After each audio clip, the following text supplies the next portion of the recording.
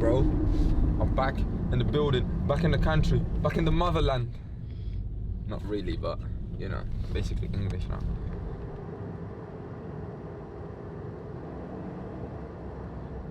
I left London in a wheelchair. So these last 2 months in Barcelona have been all about, well, obviously getting the surgery, getting into rehab, start moving my leg. As you can see, I'm able to walk now. Still not very natural doing it because it's only been a couple of days without the crutches, but you know, getting the feeling back. And yeah, it's been a weird month, loads of ups and downs. I've been, you know, very down at some points, very high at some others. You know, especially when you see your knee getting better every day. There's nothing that makes me happier. I think today it's the first day at the training ground, and the boys got a day off, so I'm not going to be able to see them. But I'm just going to get my rehab up and running. Probably the fact that there's not going to be a lot of people around is going to help because I'm going to have more time with the physios and stuff. But I can't wait to see them, and I think they'll come back tomorrow. So yeah, excited for both things.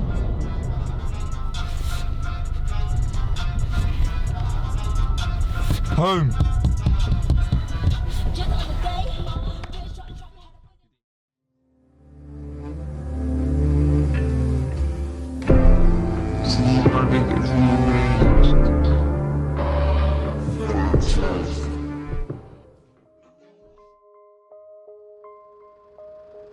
Being back in London was good. Everything just felt like back to normal. I'm back home. It took me, I was there for like 3 days until I went to the training ground. I was anxious, I just wanted to see everyone. And then turns out that the first day at the training ground, the boys were off. They could have chosen another day, but it was so good to be back and just start a new phase of my rehab. I mean, I've been in every single part of Colney because I've been in the under 18s dressing room, under 21s, 23s dressing room. I've been in the first team dressing room. I've used the academy gym. I've used the first team gym. So I've done the rounds there. It's like a family, you know, like there's, apart from the team, there's around 20 people that work there day to day and you see every day. And not many of them have changed in the time that I've been there. It's a place that I miss a lot when I go on holiday, you know. When I go away in the summer, I do miss Colney. So, yeah, somewhere that I feel so comfortable. Arsenal means so much to me. I mean, I had an amazing upbringing when it comes to football in the Barcelona academy. So lucky that I was there for 8 years. But Arsenal made me a footballer. Arsenal made me a professional footballer. Arsenal saw my strengths, saw my weaknesses. Well, I was Steve Bold at that time, or the scouts, and they knew what I had to work on. And they gave me the trust, they gave me the confidence, they believed in me, and they did everything in their hands for me to be a first team player, then to be a starter, and now to get through my injury, and to get back to my best.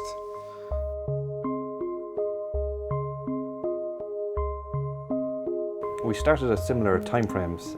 Hector was a young 16-year-old player, just moved over from Barcelona. He's a high-level player from the word go. He had excellent natural ability, talent that was developed over time, but we could see that talent could be developed. I'd say Hector and me are pretty opposites a bit. When we lived in Dix together and stuff, I would be tired in the weekends and I'd want to rest at home and watch Super Sunday, watch the games and chill out, and he'd be on the move, finding something to do in the city and visiting somewhere or going somewhere. When I first came to Arsenal with the injury and living away from my family, and for me it was a a relief to have someone like Hector next to me, pulling me and dragging me out of bed sometimes to do something to get my mind out of my injury. Arsene Wenger played a massive part on everything. Steve Bold, Unai, the people that are behind the scenes that you don't name, but you know that they helped my family get flights to London in my first few years. It's a massive club, but it's such a family club. It has such a family feel to it. There's a good atmosphere anywhere in the training ground, and you know, those friendships, those relationships were so important for me because that was my family then. You know, my family wasn't in England anymore. They were in Spain, so my English family, or the family that I chose, were these people. Cool, mate. Text Gary. And then you're at the conference tomorrow as well, aren't Yeah. you? Speaker. So straight back into it. Straight back, mate. And I say, I love doing them things though, so I don't mind. you got Extends more than Mariah. that's true, yeah. Could have got into that one as well. Yeah. But no, and He was buzzing to be back because, well, he's been here for a significant part of his life, and coming here also, I think, represented a stage on the rehab that things become more dynamic, you know. So you're out of the protection phase now. It's over the 6 weeks, and now it's the time that we're gonna really go for it. I know I didn't really meet him when he was Very good, mate. You? 25. Thank you. Good to see you. Nice to see you, pal. Good on you. Thank you. How you feeling? Very good. Very good, yeah. Yeah, very good. Couldn't wait to be back. What about how do you walk in? Walked in well. I saw he's basically doing one crutch, but no crutches. No, no crutches, nothing. You're confident, yeah? You don't Yeah, feel any issues yeah. at all? Yeah. For the last week, they were teaching me how to walk without crutches again in the rehab, and then the past 3-4 days I've been without crutches to make sure that when we arrive here, everything was good. Do you feel confident, yeah? Yeah. Walk in, you can Yeah. stand on one leg. Yeah, yeah, yeah. A bit warm, is it? Yeah. Yeah, a little bit more. I mean, just take girth measurements as well. So once you get Are you getting any pain? No, not really. Only when I really like straight it a lot, then I feel a little bit inside, but. So let's see. You've now got flexions on a little bit. Perfect. You're back to normal. Perfect now. Perfect.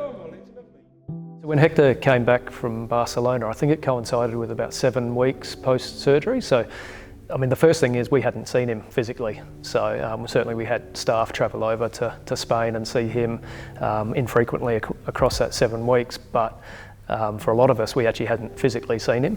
The first thing was it was just great to see him about. The second thing was we needed to sort of outline to him sort of then and there that, you know, the work starts now, we need to structure things up. The rehab in Barcelona and the rehab in London was so different because I was obviously in very different stages of rehab then. At Arsenal, it was tests every week to see numbers that I'm getting better.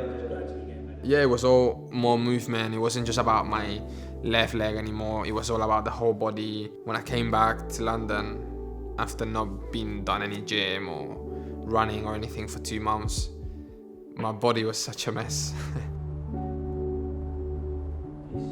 He's certainly a guy that he likes to have things mapped out for him. He also needs a rationale as to why we're doing X, Y, Z. He's a very clear thinker in terms of the content and what he thinks he needs as well, which is great. So we just started that process, that collaborative process of, okay, here's where we need you to be. This is the timeline we've got to do it in. Let's crack on. all the other thing that goes with it. You said it then, bro. Right, brother. How are you? Very good, man. Yeah, man. Good to see you, Why is bro. it You not too, working man. How's now? it feeling? It's alright, man. Getting better, getting better. Well, if I put that in your... Good to see you, Dan. You coming to Dubai as well, So- yeah? Yeah. Be there, get some sun and that. We're doing a bit of skydiving. Basically, this is what we're All sorting. together. Jumping all together. Yeah. Jumping all together, bro. Yeah, in tandem. I ain't gonna know sky. Why not? Man, just you see in bird's eye view. I'm gonna just land on my right leg, it's fine. I went to my left, mate. Yeah. How is it? Very good, bro. I was on the walk bike, I was doing a lot of upper body, swimming pool, and it was all a bit more holistic. It wasn't just like focused on the knee now, it was, you know, My upper body needed to get stronger because my knee was still the main thing, but I was working towards other things too, and I had other goals, whether that was like my body fat, whether that was, feeling strong again and feeling like an athlete again. Everything we sort of laid in here in the gym was obviously a lot of nitty-gritty strength focus, but in addition to that, we had a lot of reactive strength or plyometric work, so hopping, jumping, landing, bounding, some acceleration work, and starting off very basic, but across all those sort of factors and facets, having a bit of a continuum. One of the big things with Hector is it needs to have some context for the pitch, and being Spanish, I think there's a real feel that it just needs to be related back to the game. How do you move? How do you want to move? What's the demand of the game? And what do you need to survive, especially Premier League football? Any questions? Thank you, mate. It's See you looking tomorrow. You're moving really well. Thank you. The basic movement patterns and foundations that you had there, which is what we want to see today, Yeah. are all in place. Perfect. So it's now just building. Amazing. On top of that, you know. Amazing.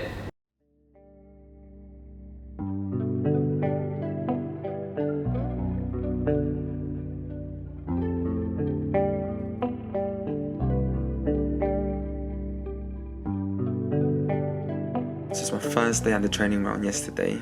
I just went there with one of the physios, Jordan, and just checked how my knee was really.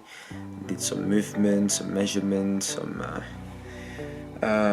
tests, and everything looked good. They were really happy. You know, I'm excited just to see what I'm gonna do tomorrow. I think I'm gonna have to do.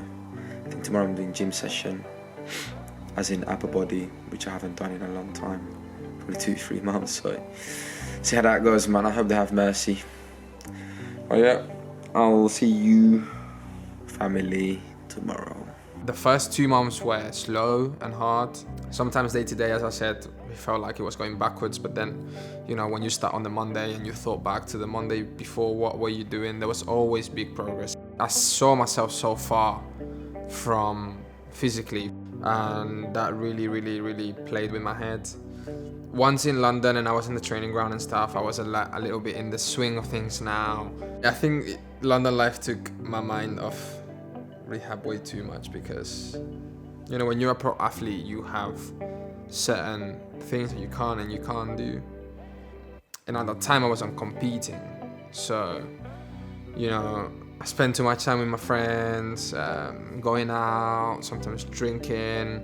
Because you can't do this when you're playing. You can't drink during the week when you have 2 games in a week. So at that time I was, mentally not the best place.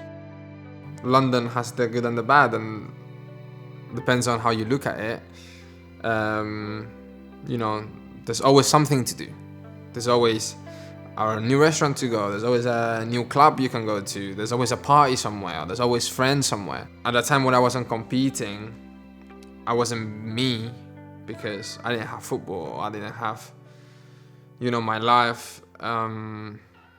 I defaulted to those things, to the going out, to the drinking, and to not taking care of myself as I should have. And I remember one day, one of the conditioning coaches, Barry, which is a good friend of mine, he said to me Hector, I know what you're doing, man.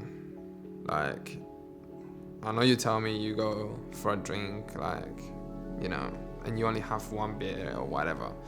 But I know what you're doing, and this is not the way that you're gonna get better.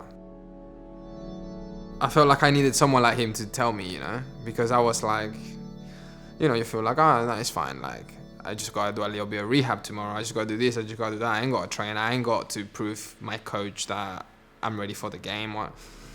So sometimes it just takes someone to tell you something like that. And not everyone would say things like this, especially, in football when there's such a difference in between, the staff and the players. And he was honest with me and he kind of opened my eyes. And since that day, I was like, yo, Hector, what the fuck are you doing? Get your shit together. As I said, there was loads of ups and downs during this process, and we're human, and it took him to say this to me, to actually fix up and you know, be the best I could be, not just the exercises or the massage or the tablets you can take, but, you know, all the other stuff that you do for the other 18 hours that you're not at the training ground.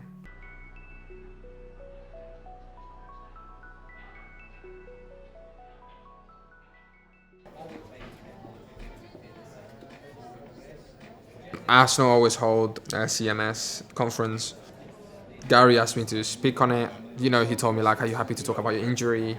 And I said, yeah. You know, there's a lot of world leading doctors and physios and people in the industry there. So, you know, it was good to somehow feel, you know, like I was doing something good, like sharing my knowledge or my experience with them. Good for you, I think. Before me, what's your name? Marco, nice to meet you. Hector. Yeah, you're the last one out. Oh yeah? Yeah.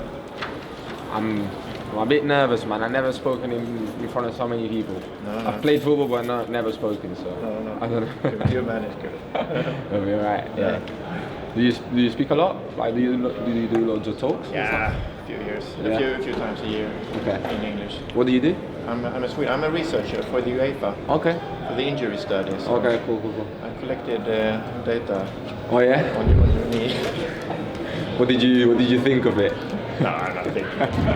Just get the information. Yeah. Would you get like about like how it happens or why it happens and the stuff injury like this? mechanism and associated injuries and type of graft, etc. So collected it. So And then I will mention a little bit the Okay. study. Yeah. I thought it was ideal the fact that I got injured before I spoke in front of so many medical people. Yeah. That's cool.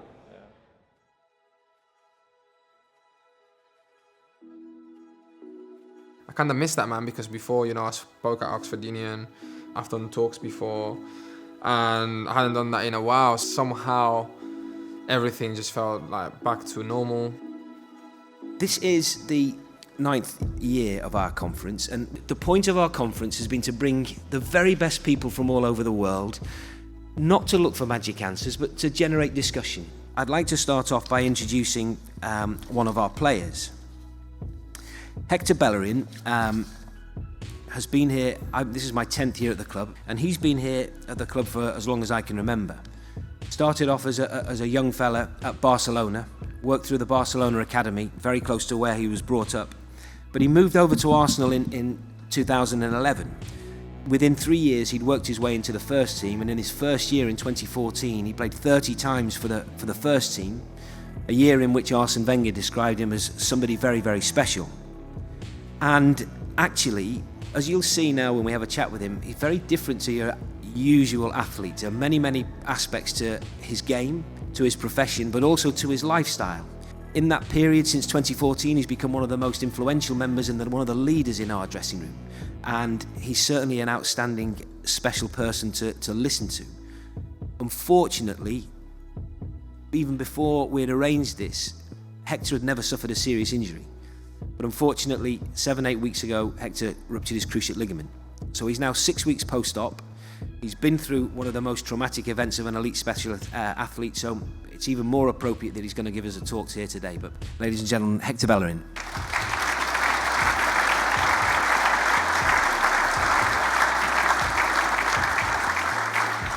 Without being too down about it, just tell us a little bit about how the injury, you've never, in the 4 or 5 years, you're never in my office, you're never in the physios, you've had the smallest little injury. How's the ACL affected you? So, it's weird to say, but it's probably one of the best things that's happened to me. And I don't know if you remember when I got the injury at first time, you were telling me like, oh, Hector, maybe this is nothing, maybe it's only a couple of weeks. I said, Gary, it doesn't matter. If it is a surgery, if it's 9 months, I'm ready to take the challenge. And I feel like when I did my injury on the pitch, I was crying. I was crying because I was scared. This is something new for me. But half an hour after, I was like, okay, this is, as I said, this is something new. It's a new challenge.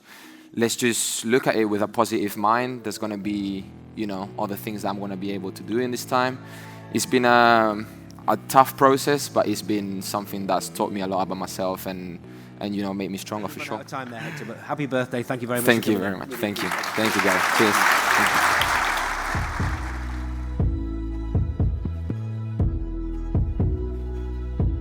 you. once I was back in England. It's a long time, but it also goes so quick. There's struggle, but there's also high reward, and there's also beautiful experiences that happen within the struggle. You learn a lot about yourself, you learn a lot about your mental strength, and if it happens again, that's something you never forget, and it's something that will help you the whole career. For someone that has a passion to be told that they cannot do that thing for the next 9 months, 12 months, whatever it is, because you really don't know, it's heartbreaking and it's very hard to deal with. And I don't think many people in the industries outside of sport get put in those situations. That's something I found with my injuries. Once I went back to training, sometimes you take training for granted, and when you spend a long time out, and you know it's how hard you've worked to come back to be able to train every day with your teammates, and you learn to appreciate that a bit more. The first 2 months were slow and hard. You know, I was in the gym for like a month, and then the month after I started running on the pitch, and then after that I was already touching the ball, and then somehow I was only a month away from like training with the team, and everything just comes so quick after. So yeah, definitely I could see a lot of progress from the time I spent in Barcelona and then coming back into London.